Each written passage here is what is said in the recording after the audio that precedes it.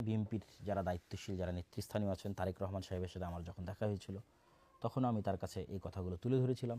আজকেও আমি একটি কথা বলে বিএনপির ভাইদের শেষ করব, তাদের প্রতি নসিহা, সেটি হচ্ছে বিভাজনের রাজনীতি না করা। গণতন্ত্রের রাজনীতির একটা বড় অনুষঙ্গ হচ্ছে বিভাজনের রাজনীতি। আর বাংলাদেশের, ভারতের রাজনৈতিক বয়ান হচ্ছে মুক্তিযোদ্ধা বনাম রাজাকার।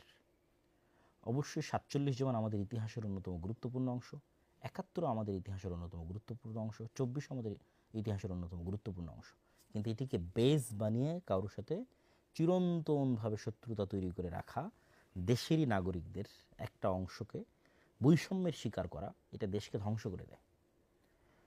তো অন্তত অতীতের সরকার যে ভুলগুলো করেছে, আপনারা সেই ভুলগুলো যদি না করেন, আপনারা যদি দেশের মধ্যে বিভাজনের রাজনীতি তৈরি না করেন, উদারতা দেখান, আশা করি যে আল্লাহ সুবহানাহু ওয়া তাআলা আপনাদের শাসনে কল্যাণ দিতে পারে।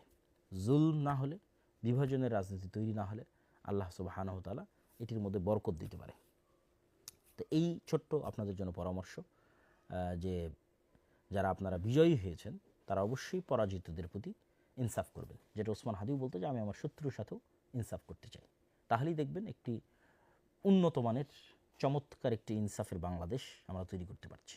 এই আশা আমরা আপনাদের কাছে রাখি এবং আমাদের এই কল্যাণকামিতাও থাকবে।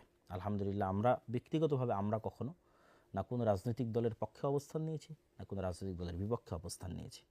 আমরা সব সময় যেটা কোরআন এবং হাদিসের আলোকে সত্য এবং সঠিক মনে হয়েছে আমাদের কাছে, সেটি নাসিহা হিসেবে, তত্ত্ব হিসেবে, উপদেশ হিসেবে দেশ ও জাতির কাছে তুলে ধরেছি এবং আমরা আমাদের জায়গায় কোরআন এবং হাদিস অনুযায়ী যেটি খেদমত করার প্রয়োজন মনে করেছি, আল্লাহ সুবহানাহু ওয়া তাআলার সন্তুষ্টির জন্য সেই খেদমত করছি এবং করে যাচ্ছি।